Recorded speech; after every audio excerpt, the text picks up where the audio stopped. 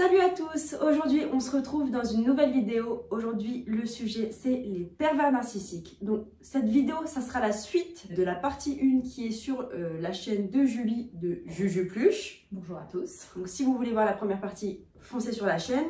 On a été sur le site pervers-narcissique.fr. donc voilà, qui est un site sérieux et qui regroupe justement du coup les points importants des pervers narcissiques.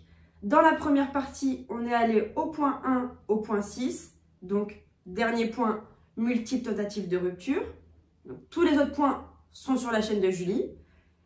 Et là, on va finir sur les derniers points, donc du point 7 au point 10, qui est le point 7, le point rupture. Donc, comment on en est arrivé là? Comment on en est arrivé là? Voilà, c'est la suite. C'est compliqué, franchement, de reprendre une vidéo, s'arrêter comme ça. Mais bon, ça le fait. Rupture, moi, rupture, c'est très très long. Est-ce que toi, tu veux commencer? Alors, ça va être long, mais peut-être moins long que toi. Enfin, en fait... Comme tu veux. Vas-y. Je te laisse commencer. Les invités en premier. On se fait trop de petits... Allez. Toi d'abord. Alors, en fait, donc moi, dans la première partie, je me suis arrêtée au moment où je lui ai dit que je ne l'aimais plus. Donc, au mois d'août. Et bon, forcément, ça a jeté un petit froid. Léger froid. En fait, c'est à ce même moment, enfin, je lui ai dit que je l'aimais plus parce que je m'étais rendu compte d'autre chose, c'est que je commençais à développer des sentiments pour quelqu'un d'autre. Cette personne que je n'avais jamais vue physiquement et qui, à distance, arrivait en fait à voir réellement qui j'étais. Enfin, j'avais l'impression qu'il avait vu qui j'étais, il avait réussi à me cerner, il était hyper bienveillant et tout ça. Et pourtant, on ne s'était jamais vu. Enfin, c'était vraiment une relation... enfin, je sais pas comment on peut dire épistolaire, mais par le téléphone. Épistolaire, c'est les lettres, mais enfin voilà, une relation. Il y a un mot pour ça, mais c'est pas grave. Ouais, je le trouve pas, c'est pour ça que je dis à distance. C'est pas à distance, mais épistolaire, ça faisait très théâtral un petit peu. Donc voilà, et en fait, je me rendais compte que. Alors, c'est pas forcément des sentiments amoureux, mais je me rendais compte que il y avait un petit truc en plus avec cet homme-là. Et j'avais même fini par lui mentir à cet homme-là en lui disant que j'étais célibataire.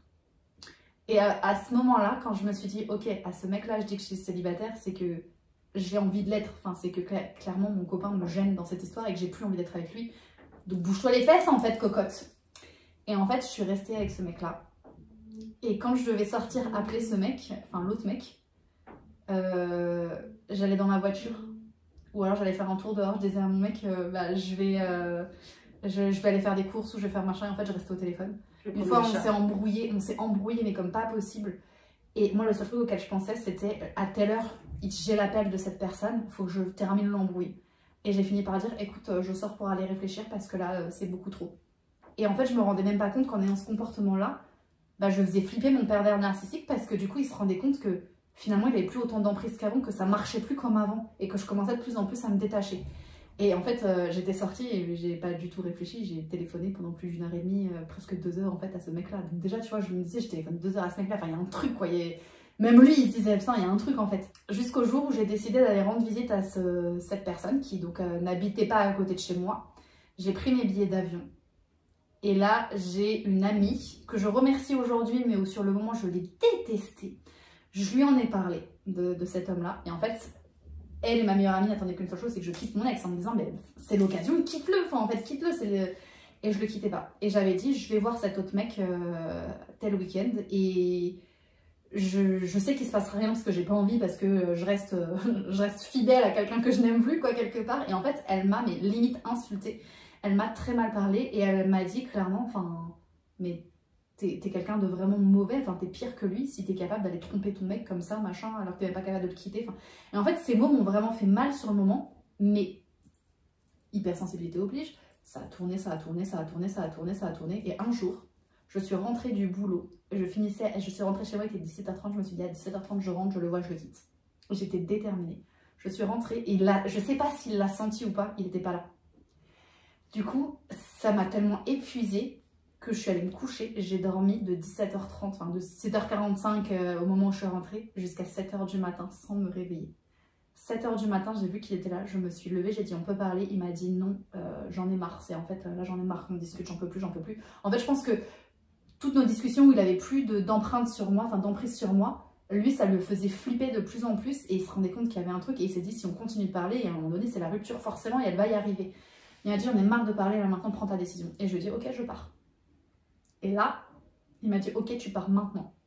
Et j'ai eu un élan de courage pour une fois en 8 ans. Je lui ai dit non. Là, je vais prendre ma douche, j'appelle mon père, il prend des cartons, des valises et tout pour que je fasse mes cartons. Je déménage tout ce week-end et on ne se revoit plus. Genre moi, c'était à partir du moment où j'avais décédé, c'est fini. Donc j'avais appelé mes parents où depuis le mois d'août, tous les week-ends, je leur disais que j'allais quitter, qu'en fait je restais.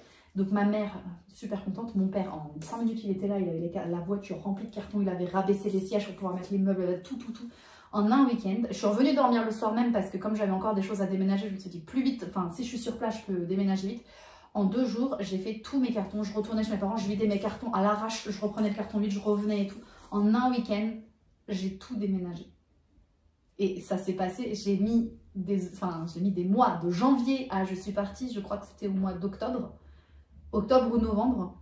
J'ai mis autant de temps à me décider, le jour où je me suis décidée, en un week-end, j'ai déménagé. C'était ouf, intense. Voilà, mais on parlait dans la première partie du déclic, qu'on attendait le déclic. Bah moi, ça a été cet homme-là, en fait, le déclic. Magnifique. Ça a été... il est bien tombé. Il est très bien tombé et c'était quelqu'un, c'était la personne qu'il me fallait à ce moment-là. Et il a été un déclic sans le savoir, parce que pour lui, j'étais célibataire. Mais il a été un déclic et je le remercie encore aujourd'hui, parce que s'il n'avait pas été là, je serais sûrement partie, parce que le courage aurait fini par venir. Mais quand et dans comment j'aurais été. Dans quelle étape, oui. Voilà, c'est ça. Donc voilà, donc j'en suis arrivée, j'ai réussi à partir. Magnifique. Elle a réussi. Alors, moi, la rupture. Alors, je vais faire bref au début. Donc, il faut savoir qu'on avait un enfant. Avant qu'on emménage ensemble, du coup, à l'arrivée de notre premier enfant, on avait un studio chez ma mère. Donc, il fallait passer par l'appartement de ma mère.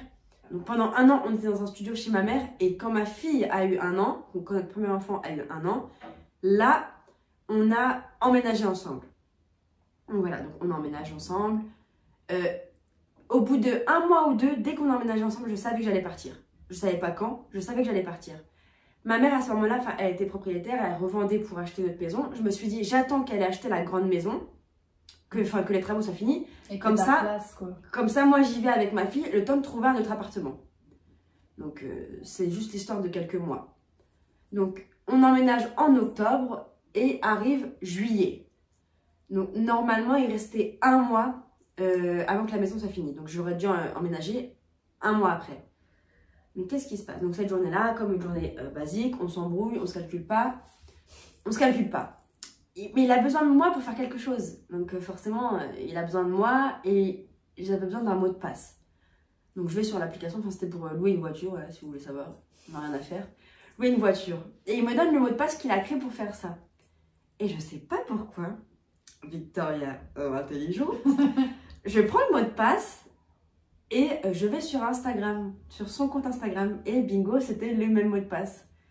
Bon, qu'est-ce que je vois? Je vois encore une tromperie de plus, mais je sais pas pourquoi. Non, si, je sais pourquoi. Il voit que je me connecte sur Instagram et là je me fais insulter, je me fais incendier et il me dit, ce soir quand je rentre, t'es morte. Ouais, d'accord. Mais attendez, moi j'ai un enfant, donc ça fait quand même des mois que je sais que je vais partir, mais je sais pas quand, et en fait j'avais peur qu'il fasse des trucs devant ma fille. J'ai appelé ma mère. Allô maman? Je lui dis c'est le jour J là. Elle me dit comment ça c'est le jour J? Je lui dis c'est le jour J là, tu viens on déménage. Ma mère en plein travail. Hein. Je lui dis tu quittes ton travail, tu viens on déménage. Ma mère et mon beau-père, donc, tous les deux en plein travail, ils quittent leur travail. Ils arrivent. Il est 13h30. Ils arrivent. Donc j'ai littéralement toute la chambre de ma fille à prendre, tous mes vêtements et beaucoup de meubles. Hein, parce qu'évidemment... T'avais tout acheté. Foutu pour... Non, j'ai pas tout acheté, mais foutu pour foutu. Vu que c'est moi qui partais avec mon enfant, il était hors de question que je laisse des choses que j'avais payées. Donc, j'ai dit, je prends ma télé, je prends ma machine à laver, enfin bref, je prends des trucs que j'ai payés.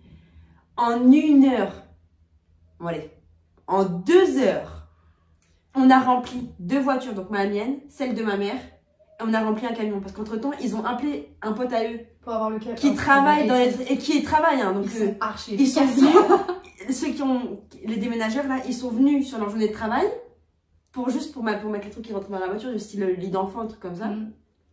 Et on est parti.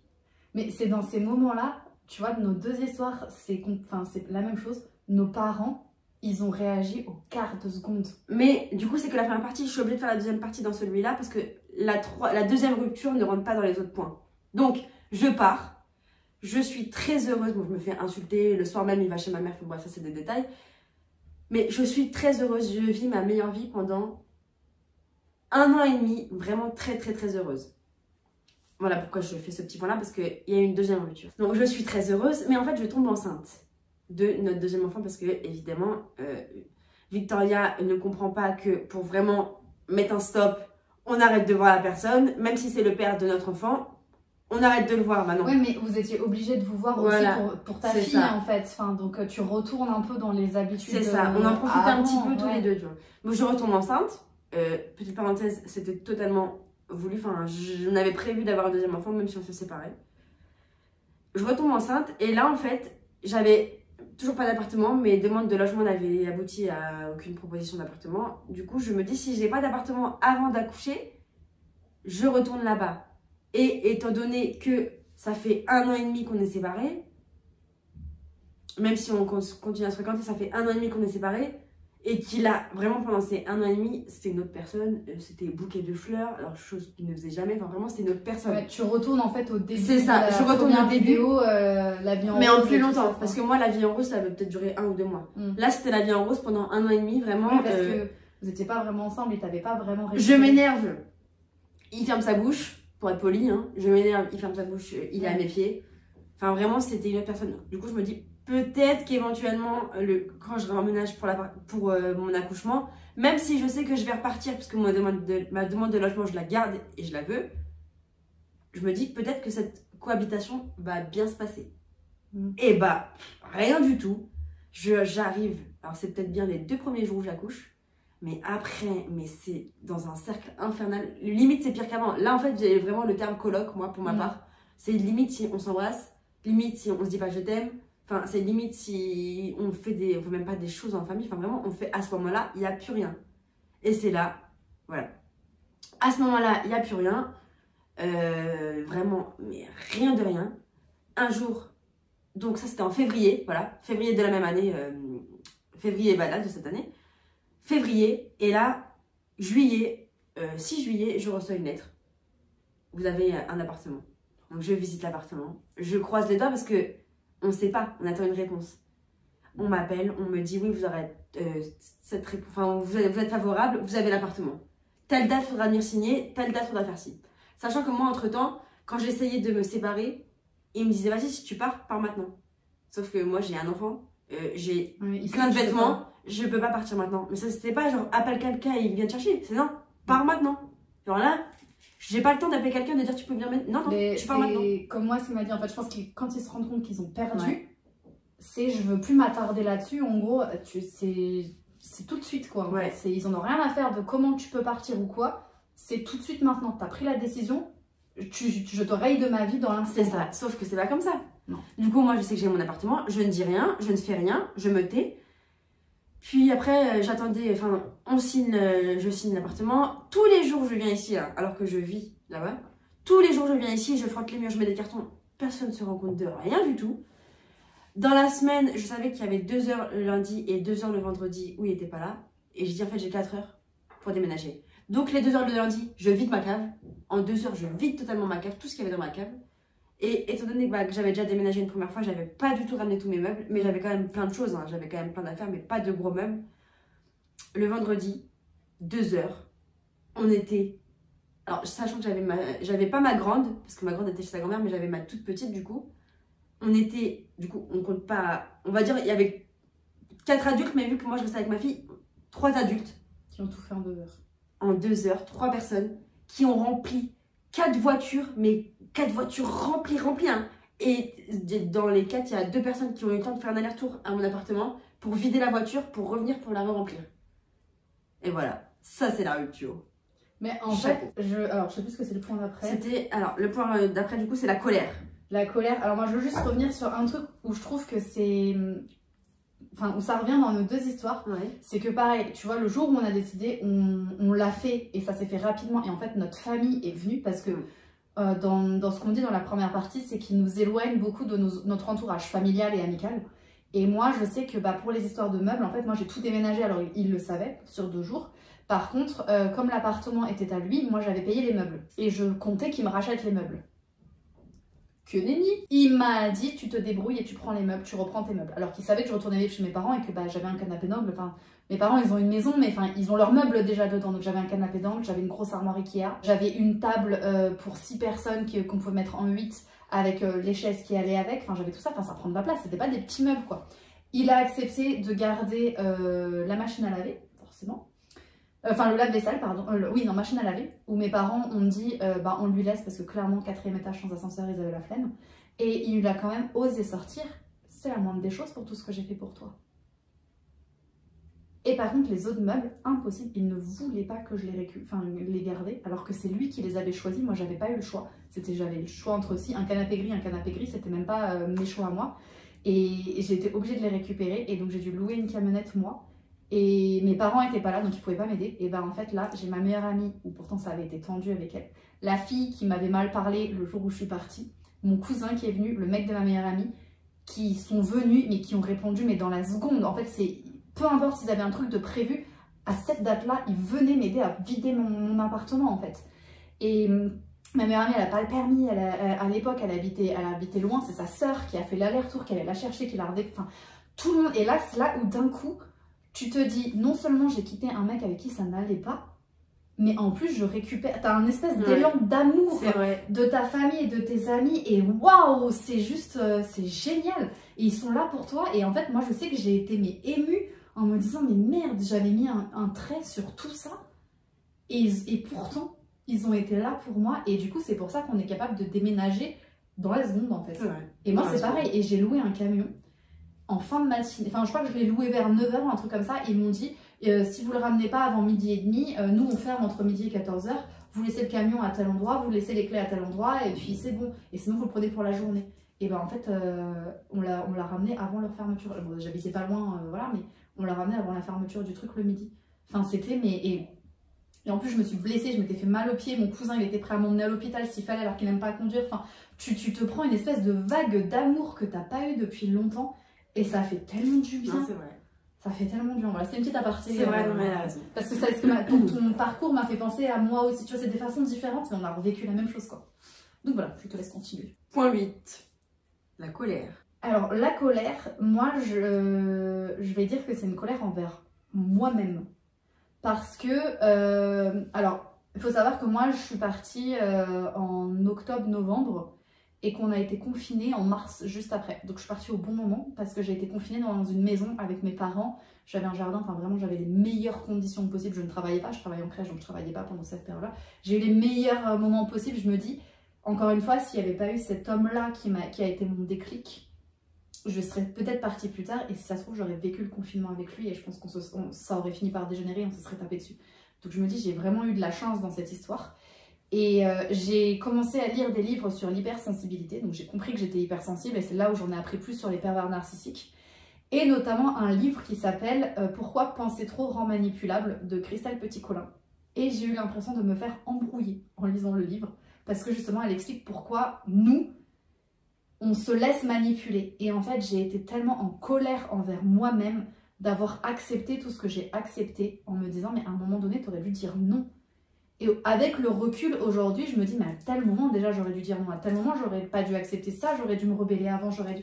Mais en fait, sur le moment, on n'en est pas capable. Mais j'ai eu cette colère envers moi-même de me dire, mais qu'est-ce que j'ai foutu avec lui? J'ai perdu 8 ans de ma vie, quoi, en fait. Et moi qui avais peur de me retrouver seule, mais je me redécouvrais moi-même, je faisais attention à moi. Et quand il a fallu me remettre en couple après, mais j'y suis allée, mais limite à reculons, en me disant, attends, j'ai vécu des trucs. Maintenant que j'ai compris comment vivre avec moi-même et m'aimer moi, enfin j'ai énormément de mal à... Mais j'ai eu une grosse phase où je ne m'aimais pas du tout, j'étais en colère envers moi-même de m'être dit mais qu'est-ce que t'as foutu en fait? Donc voilà, moi la colère, je sais pas si c'est colère envers l'autre, mais en tout cas c'était ça moi la colère. Alors moi colère, personnellement j'en ai pas ressenti. Donc ça va plus être, moi je vais parler de la colère de l'autre du coup.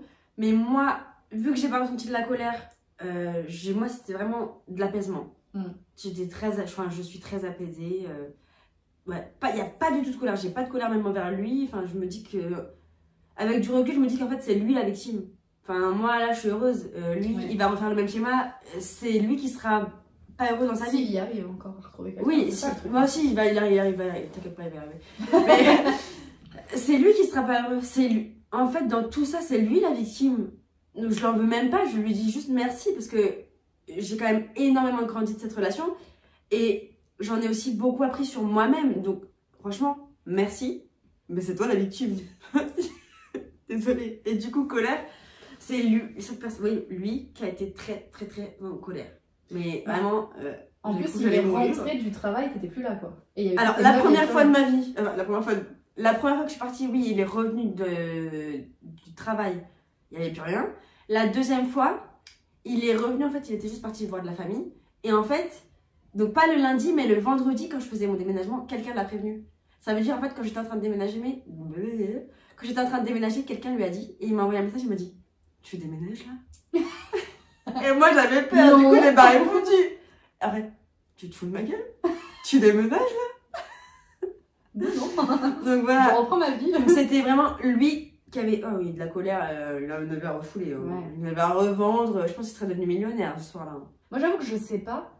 Lui, comment il l'a ressenti, parce qu'en fait, quand j'ai déménagé le week-end où j'étais sur place, lui, il allait voir des potes, il voulait pas rester, et moi, je voulais pas qu'il reste.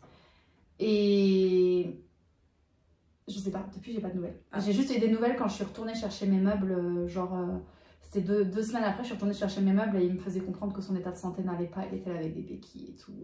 Il avait mis un tableau que mon grand-père avait peint pour lui, il l'avait mis dans le salon alors qu'il en avait rien à foutre avant, enfin, tu vois, vraiment. Il avait essayé de remettre les souvenirs pour essayer de m'arrêter. Il avait vu ça parce que ça avait capacité. Et en fait, j'en avais rien à faire. Et du coup, je n'ai plus de nouvelles depuis. Je ne sais pas. Moi, c'est la colère. Grosse colère. En vrai, moi, ça ferait du bien à mon ego de savoir qu'il avait été en colère, le mien aussi, mais je sais pas. Je m'en fous. Mais du coup, je sais pas moi comment il a vécu sa colère, enfin, si, mal.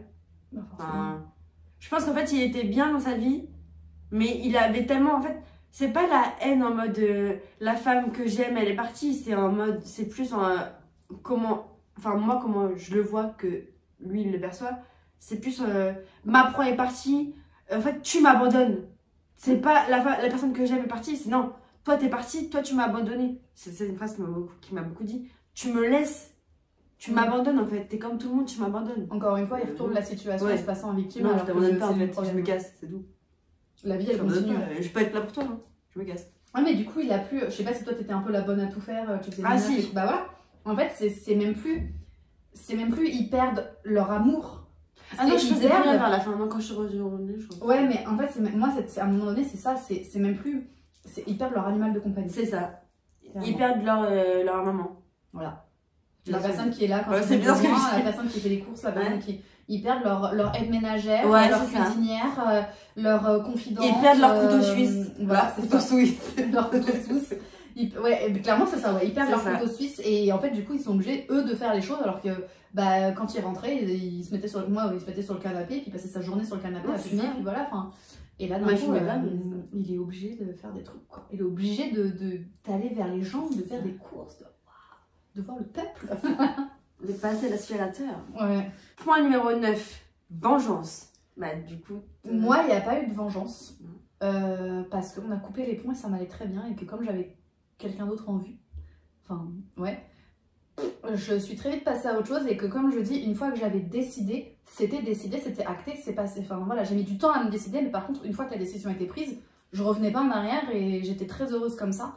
Et il y a eu le confinement rapidement et tout. Je suis repassée une fois devant l'appartement, j'ai vu que les rideaux étaient les mêmes, donc je suppose qu'il était toujours dans cet appartement à l'époque. Depuis, je n'ai aucune nouvelle. Il m'a même pas bloqué sur Facebook, il m'a viré de ses amis, mais alors il a gardé toute ma famille. Donc je pense que c'était... en fait, si. Bah, attends. Oui. Attends, je pense que la logique c'était je te supprime toi parce que tu m'as fait du mal. Par contre, je garde les membres de ta famille pour pouvoir espionner si tu es noté sur des notifications ou pour voir si tu as des trucs, pour continuer à avoir un lien avec toi. Je pense qu'il ne va jamais sur Facebook parce que sa photo de profil ne change pas, c'est une photo que moi j'avais prise et tout ça, donc je pense qu'il y va même plus sur Facebook. Il y a déjà pas beaucoup, mais je pense qu'il y va plus. De ses potes que j'avais en amis, il y a juste un pote dont il était proche qui m'a supprimé de ses amis, mais c'est tout. Après les autres m'ont gardé dans leurs amis, j'ai reparlé à personne, Mais les gens, s'ils ont besoin, hein, sont au courant, enfin de ce que je publie, ils sont au courant de ma vie. Genre, ils vont être au courant de cette vidéo en fait, parce que elle va apparaître sur mon fil d'actualité et tout ça, donc ils vont voir qu'elle existe. J'ai jamais eu de retour de sa part et je n'en veux pas. C'est-à-dire que demain, je pense, je le croise dans la rue, je le calcule pas. Clairement, je pense que s'il me parle, je lui dis bonjour et c'est tout. Enfin, je ne veux même plus lui parler, il n'existe plus. Enfin, vraiment, c'est. Non. Je pense que c'est encore peut-être de la colère envers lui. Peut-être que c'est peut-être mon côté un peu colère, mais vengeance. Bah, du coup. Pourquoi? Enfin, ça sert à rien. C'est remuer le couteau. Enfin, clairement, je suis passée à autre chose. J'ai pas besoin de me venger. Hein.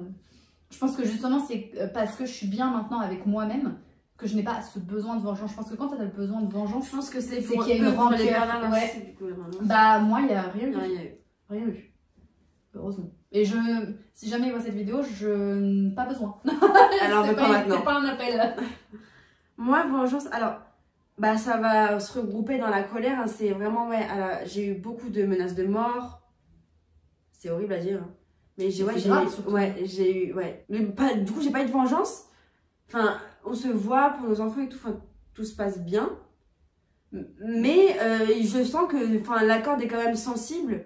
Je sens que si je titille trop, ou si je vais être peut-être trop gentille avec lui, ou si je vais, je sais pas, trop lui répondre gentiment à son message, peut-être que là, il va se faire des films et que là, ça pourrait tendre la corde de vengeance. Mais en tout cas, je touche ma tête, je touche du bois, il n'y a pas de vengeance, je ne suis pas morte. Après, toi, c'est vrai que tu vois, moi, autant on a coupé les ponts, autant toi, moi, je continue à vous voir. Ouais. Et donc, toi, tu vas toujours être, je pense, à moins que lui refasse sa vie, que toi, tu refasses ta vie, il y aura toujours un entre-deux. Je pense qu'il va toujours se dire, à tout moment, peut-être je peux la récupérer, quoi. Ouais, c'est sûr qu'il se dit. Enfin, moi, je pense, pour lui, je suis la femme de sa vie. Enfin, je suis la femme de sa vie. C'est un peu horrible. Jusqu'au jour où. Ouais. Bon, voilà. Enfin, moi, il n'y a pas de vengeance, du coup. Par rapport à toi, où ça fait quand même plusieurs années, t'as plus de. Ouais, toi, ça fait quelques mois. Plus de mou, quoi. Moi, voilà, enfin, pour l'instant, ça fait pas un an, peut-être dans 2 ans, 3 ans. Oui. Je referai peut-être un parenthèse. Un point parenthèse. Bah, on pourra faire dans quelques années le point et depuis. Du coup, voilà. Ouais. Et du coup, le point 10, il y a un mot que je comprends pas là-dedans. Enfin, vie et résilience ou mort. Et résilience, c'est quoi? Moi, je comprends pas ce mot-là. Et résilience. Vie et résilience. En fait, vie, c'est ta vie après. Résilience, c'est est-ce que comment dire, comment tu vis par rapport à ton passé en fait. Est-ce que tu es en paix avec ce qui s'est passé ou est-ce qu'il y a toujours quelque chose? Est-ce que tu arrives à vivre avec ou est-ce qu'au contraire, parce que tu vois, vie c'est que tu es bien, résilience, et c'est ce que tu as appris à vivre avec ce qui s'est passé ou est-ce que ça te pose encore problème, ou mort? Bah, alors mort, le mot il est fort. Est-ce que c'est mort physiquement parlant, tu meurs? Ou est-ce que c'est mort la fin de quelque chose, genre t'es retombé dans tes travers, tu vois? Je sais pas comment les deux, on peut l'interpréter mort, mais... Moi, mort pour moi c'est en 3 points. Soit mort, parce que le pervers narcissique est vraiment allé au point de non-retour. Au point de non-retour. Là, je sais pas du coup si on peut parler de pervers narcissique ou de folie meurtrière. Enfin, il peut y avoir toi qui du coup n'arrive pas à t'en remettre. Se suicide. Voilà, c'est ça. La victime se suicide. Il y a plein de choses qui peuvent se passer. Ou une personne qui reste en vie mais est morte de l'intérieur. C'est-à-dire elle n'a vraiment plus goût à rien. Oui, là, elle a été détruite, quoi. Ouais, elle a été détruite et elle se reconstruira jamais. Bah, moi, depuis, je sais que ça a été la meilleure décision de ma vie de le quitter. Et qu'après, avec les relations qui ont suivi, en fait, c'était un mal pour un bien parce que maintenant, je sais ce que je ne veux pas. Je pense que je reconnais les travers d'un manipulateur. Du coup, je le reconnais aussi en amitié et sur d'autres personnes ou des collègues ou quoi, je le vois aussi.